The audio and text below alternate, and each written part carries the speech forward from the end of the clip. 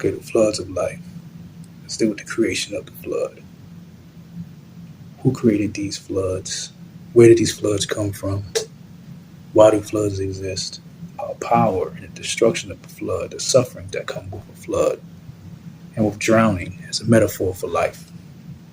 So follow me, because right now we're exposing the creator deity, whether they say Yahweh or Zeus, Jupiter, etc., and his evil and his harm against other creatures and other beings, or those beings that he created.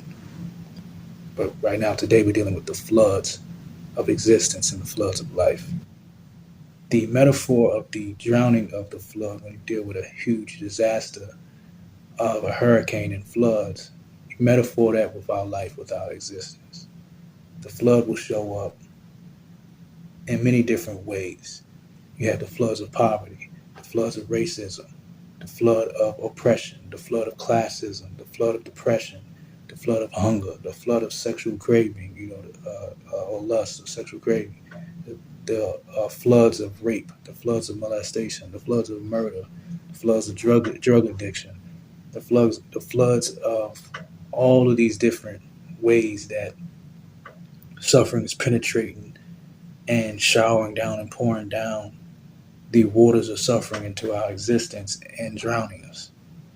And we every day are trying to find a way to respond and react to that flooding by running and we have basically buckets and ships and boats and different ways we try to navigate and escape these floods.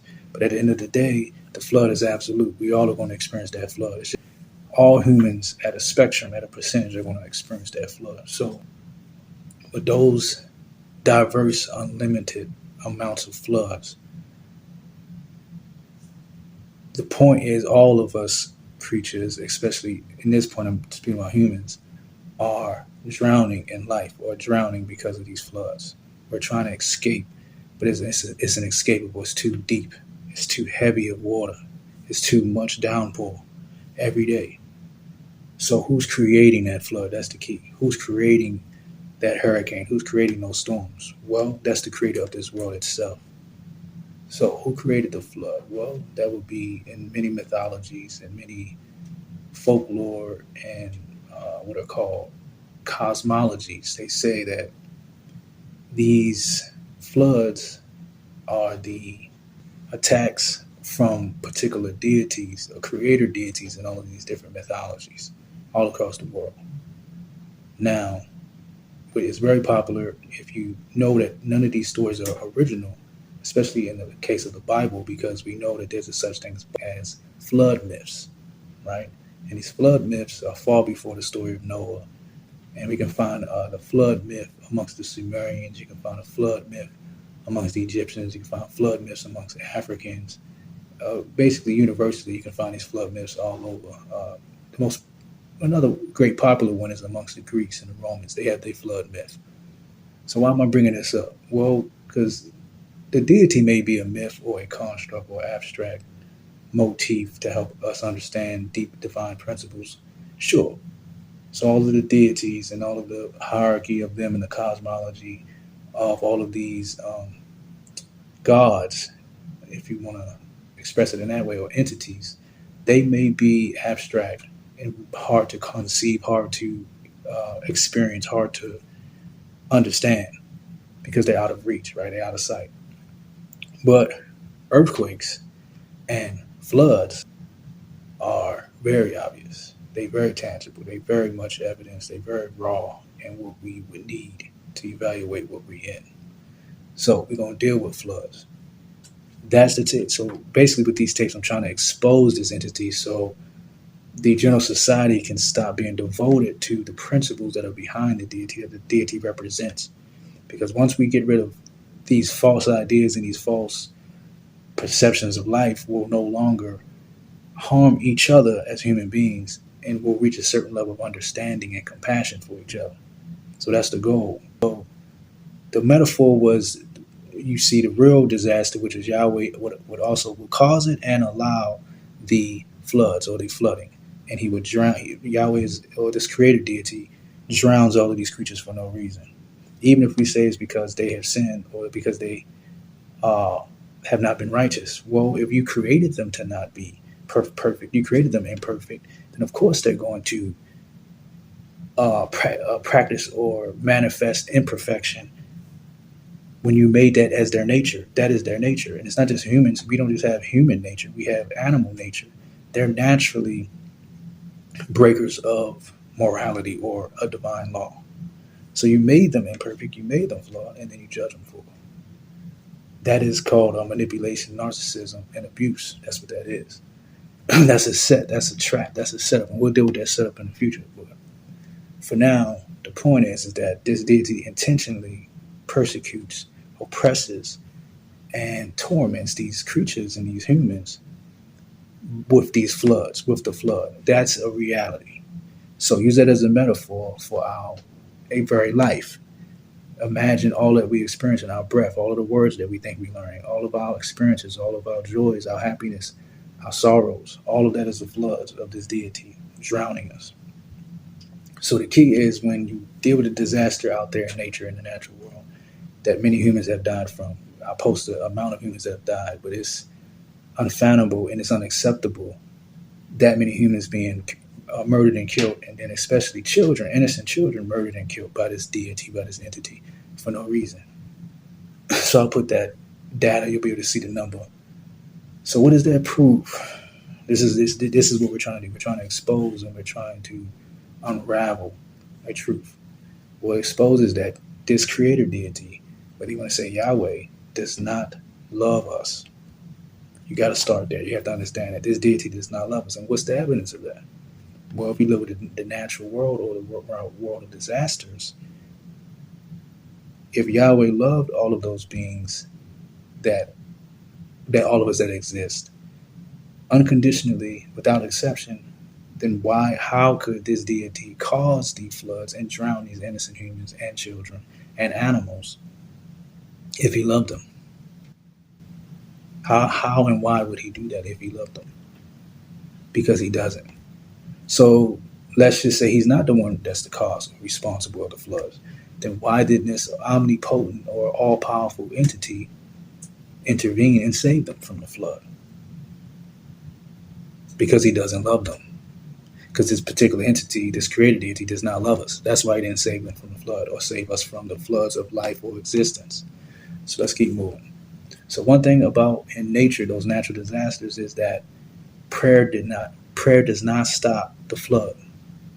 Prayer did not stop the flood for those who died and those who suffered the damage and the torment of the disaster.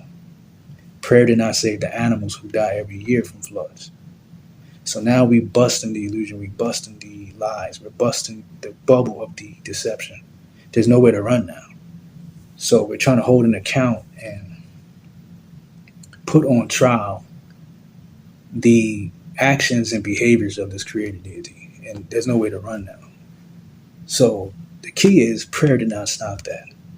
So if prayer did not stop Yahweh from intervening when it comes to these disasters like the flood, if he's the one that caused them, then what makes us humans think that this entity would come and intervene with our prayers for the floods of our life or of our existence? It's impossible, right? That makes no sense. Well, compare the two as a metaphor, the natural disaster of the flood and the floods of our life. Prayers do not have Yahweh intervene for the natural, real time disaster of the people, the humans drowning in that flood. Well, Yahweh does not intervene for those humans. He does not care or have love for us to intervene for us with the floods of our life or the floods of life or existence. You understand the metaphor? So let's keep moving. So let's say there is some of those who did survive the flood, right? Every year there's a certain amount, a certain percentage, majority who survived the flood. Well, that is selective help from the flood. So now we have a respective persons. We have exclusivism, which is unfairness, where you allow some of them to survive if it's through some type of enchantment or through some type of supernatural intervention. Well, this particular creator deity still has those who were harmed or who drowned without cause or without any reason. You understand? So that will be selective in your choices. That's what a narcissist would do. If there's any that did survive in this particular flood, then we have to think to ourselves, is that fair that they survived? Why would he be selective and exclusive on who he shows his love to, if that's what we're entertaining as an idea? Well, we had to take in consideration the children. If Yahweh was a loving deity, if prayer was a way to intervene and speak and reach this entity for it to help us, then what about all of the children, the innocent children that died? If it was supposed to be innately that the flood was supposed to be a outcome or a decision after the humans uh, went too deep into sin. Well, if that's the reason, then why the innocent children? The key about this point is in this whole cosmos that we in this material world, this Milky Way or this universe, this physical world, only Yahweh is responsible for those floods. So let's ask ourselves how evil and how devastating and destructive the floods are with drowning these creatures, these humans and animals. Well, ask yourself who's the person responsible. If you want to flip or reorient how you're viewing me, well, don't question me. Ask yourself to reflect and ask Yahweh, who else is responsible for these floods in the whole physical world? It's only one person who takes credit for that. So that's not a Satan, that's not a devil, that's not any duality or polarity or a spiritual war or competition or fight. It's really just the creator that's responsible for the realm that claims all potency or all power over the creation. That's the one that's causing the flood. That's the one who brought about the flood and brought about all of the harm and destruction and evil and drowning all of these creatures. So it's only Yahweh who's responsible. So what all of this is basically to prove is that if there was any doubt, we're trying to remove the doubt that this particular creative deity, universally in all of these spiritual traditions or religions across the world, is proof, it's evident that this particular deity does not love us or care for us. So I'll say that again. Floods or the natural disaster of the drowning of these creatures for no uh, other motive or no other reason than just pure evil and pure insanity is a proof or evidence that we know that this particular creator of this world, of this dimension, does not love us. That's what we have to remove the illusion of and the delusion of.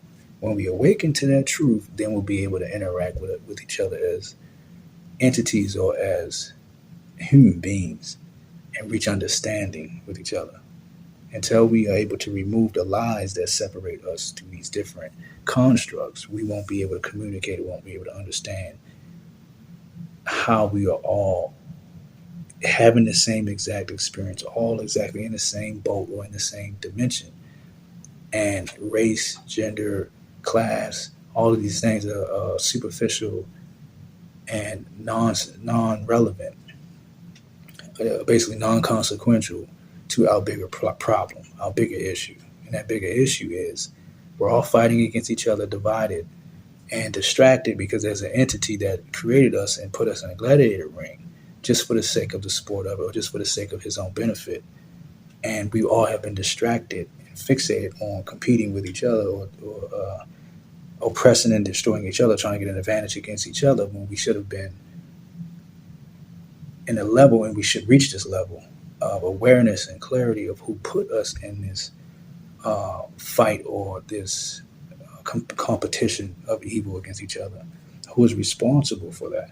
Once we're able to point at who's truly responsible, we'll stop focusing on harming each other. And that's between genders, that's between race, that's between humans and how they harm animals, etc., etc. The deity is only there to validate the evil that we do against each other. That's why the deity is there to justify racism when it comes to slavery. That's why the deity is there to justify sexism when it comes to what's called misogyny and the oppression of women. That's why the deity is there to justify humans and their oppression against animals. That's why the deity is there to justify classism and seeking of blessings and riches and wealth of the world. That's why the deity is there. The deity is the one that's the deity that created this world is the one that's responsible for this evil and division and fighting and harm that we are causing each other. So we have to expose this entity. Then we'll realize what we truly are beyond this physical world before our physical creation here. Because our physical body may be made and constructed in this dimension, but who we truly are is far beyond this realm. And that's why we're exposing this entity, because this entity trapped us here and lied to us about what we're in. Well, the flood should be evidence of how evil this entity is, he is, and how we need to get out.